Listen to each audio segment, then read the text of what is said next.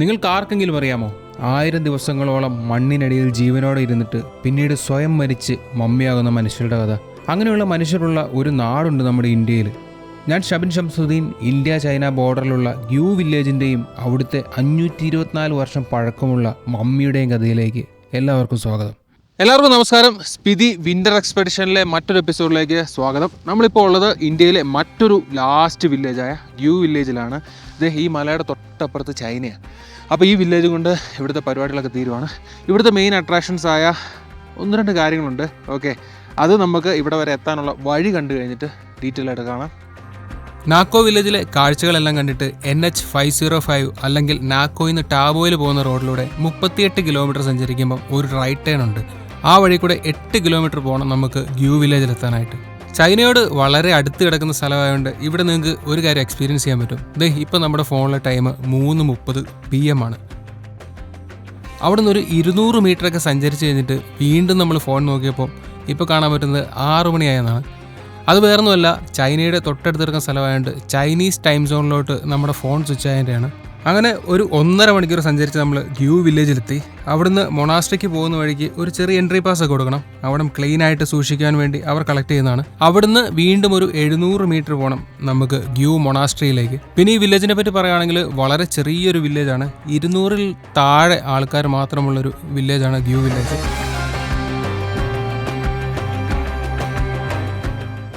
അങ്ങനെ 2 മണിക്കൂർ നീണ്ട യാത്രക്കൊടുവിൽ നാക്കോയിൽ നിന്ന് നമ്മൾ ഗ്യൂ മൊണാസ്ട്രിയുടെ ഫ്രണ്ടിലെത്തി. വളരെയധികം പ്രത്യേകതയുള്ള ഒരു മൊണാസ്ട്രിയാണിത്. ഇവിടുത്തെ മെയിൻ അട്രാക്ഷൻ ഇതിൻ്റെ ഉള്ളിലാണ്. അതിൻ്റെ പുറകിൽ വലിയൊരു കഥയും കുറേ കാര്യങ്ങളുണ്ട്. അതെന്താണെന്ന് ഫസ്റ്റ് ഇതിൻ്റെ അകത്ത് കയറി കണ്ടിട്ട് ബാക്കി പറയാം. തുറക്കട്ടെ, നീ പേടിക്കൂ.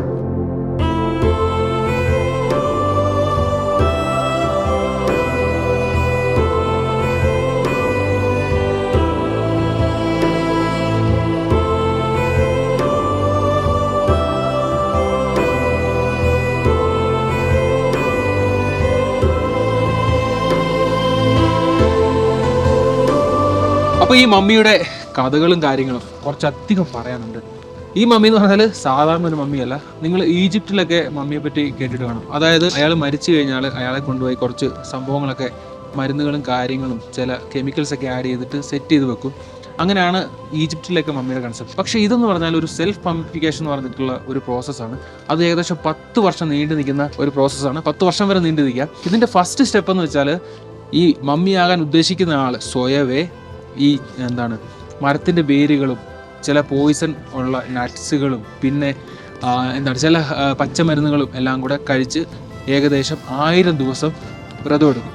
അപ്പോൾ ഇയാളുടെ ശരീരത്തിലെ ഫ്ലൂയിഡും പിന്നെ ഫാറ്റും എല്ലാം ഇറങ്ങിപ്പോയെന്ന് അയാൾക്ക് ഉറപ്പ് വന്നു കഴിഞ്ഞാൽ ഇയാളെ ഒരു ടിന്നിൽ, അതായത് പെട്ടിക്കകത്ത് അടയ്ക്കും.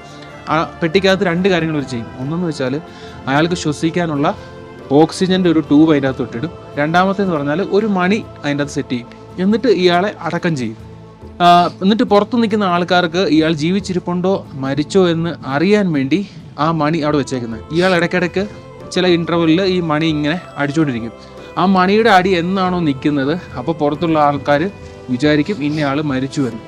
അത് കഴിഞ്ഞിട്ട് ഏകദേശം 1000 ദിവസം അവർ അതിലോട്ട് തിരിഞ്ഞു നോക്കത്തില്ല. 1000 ദിവസം കഴിയുമ്പം ഈ പെട്ടി പുറത്തെടുക്കുകയും അത് തുറന്ന് നോക്കുകയും ചെയ്യും. അപ്പോൾ ഇത് സക്സസ് ആകാനും ഫെയിലിയർ ആകാനുള്ള ചാൻസ് ഉണ്ട്. ചിലരുടെ കേസിൽ, ചിലരുടെ എന്നല്ല, 200ഓളം കേസുകൾ ഇങ്ങനെ ഉണ്ടായിട്ടുണ്ട്. അതിലാകെ വളരെ ചുരുക്കം നമ്പേഴ്സ് മമ്മീസ് മാത്രമേ ഈ സെൽഫ് മമ്മിഫിക്കേഷൻ മാത്രമേ സക്സസ് ആയിട്ടുള്ളൂ. അതിൽ സക്സസ് ആയ ഒരു മമ്മിയാണ് നമ്മളിവിടെ കണ്ടത്, സാങ്ക ടൻസിൻ. പിന്നെ ഈ കണ്ടാനല്ലേ 1975 ഇവിടെ ഉണ്ടായിരുന്ന എർത്തുകേക്കില് മൂടപ്പെട്ട് പോയതാണ്. ആ മൂടപ്പെട്ട് പോയിട്ട് 1981 മൂടപ്പെട്ടു ഉണ്ടായിരുന്നു. 81 ഈ ടിബറ്റൻ ബോർഡർ പോലീസ് ബങ്കർ ഉണ്ടാക്കാൻ വേണ്ടി കുഴിച്ചപ്പോ അവശിഷ്ടങ്ങൾ കണ്ടെടുക്കാൻ വേണ്ടി കുഴിച്ചപ്പോ ഈ സാധനം കണ്ടെടുക്കുകയും അത് കഴിഞ്ഞിട്ട് ഇവര് 2002 ഓക്സ്ഫോർഡ് കാലിഫോർണിയയിലെ യൂണിവേഴ്സിറ്റിയിലെ ആൾക്കാർ ഇവിടെ വരികയും കാർബൺ ഡേറ്റിംഗ് വെച്ചിട്ട് അത് ആരുടേതാണെന്ന് കണ്ടുപിടിക്കുകയും ഇതിൽ ഏറ്റവും അതിശയകരമായ ഒരു കാര്യം എന്ന് വെച്ചാൽ ഇത് സെൽഫായിട്ട് തന്നെ ചെയ്തതാണെന്ന് ആ ഒരു പഠനത്തിൽ തെളിവുണ്ടായി. അതായത് ഇതിൽ വേറെ പ്രിസർവേറ്റീവ്സോ അങ്ങനെ ഐറ്റംസോ ഒന്നും ഇല്ലാതെ അയാൾ തന്നെ സെൽഫ് അമ്മിക്കേഷൻ വഴി ഇങ്ങനെ ആയതാണെന്നുള്ള ഒരു പഠന റിപ്പോർട്ടും ഉണ്ട്. അപ്പോൾ ഇത് നമ്മുടെ ഇന്ത്യയിലെ വളരെ അത്ഭുതകരമായ ഒരു കാര്യം തന്നെയാണ്. അധികം ടൂറിസ്റ്റുകളൊന്നും ഇല്ലാത്തൊരു ഏരിയ ആണ്. മാത്രമല്ല ഇന്ത്യയിൽ അത്ഭുതം മാത്രമല്ല 500-ൽ പരം വർഷം പഴക്കമുള്ള ഒരു മമ്മി ഇല്ലാത്രേ. 524 ഏകദേശം 524 വർഷം എന്നാണ് നമ്മൾ നോക്കിയപ്പം അറിയാൻ പറ്റിയത്. 524 വർഷം പഴക്കമുള്ള ഒരു മമ്മിയാണ്, സെൽഫ് മമ്മിഫിക്കേഷൻ വഴി ഉണ്ടായ മമ്മി. പിന്നെ ഈ വില്ലേജിനെ പറ്റി പറയുകയാണെങ്കിൽ നിങ്ങളിപ്പോൾ കാണുന്നത് ഗ്യൂ വില്ലേജാണ്. വളരെ ചെറിയ വില്ലേജാണ്, പോപ്പുലേഷൻസ് വളരെ കുറവാണ്. ഇവിടേക്കുള്ള വഴി കുറച്ച് റിസ്ക്കാണ്, ഞാനിപ്പോൾ കാണിച്ചായിരുന്നല്ലോ.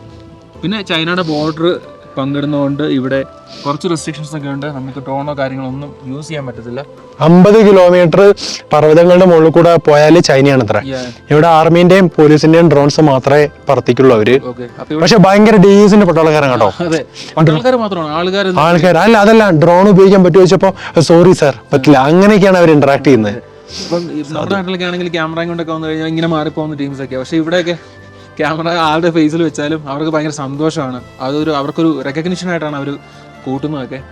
അപ്പോൾ ഇത്രയൊക്കെ ഉള്ളൂ ഈ ഗ്യൂ വില്ലേജിൻ്റെ കാഴ്ചകളൊക്കെ. ഇനി നമ്മൾ വെച്ച് പിടിക്കാൻ പോകുന്നത്, നമ്മൾ ഓൾറെഡി സ്പിതിയിൽ കയറി, ഇനി നമ്മൾ പോകുന്നത് ടാബു, ഡങ്കർ, കാസ എന്നൊക്കെ പറഞ്ഞിട്ടുള്ള ഫേമസ് ആയിട്ടുള്ള സ്പിതി വാലിയിലെ അടിപൊളി സ്ഥലങ്ങളിലേക്കാണ്. എന്നാ പോടാ.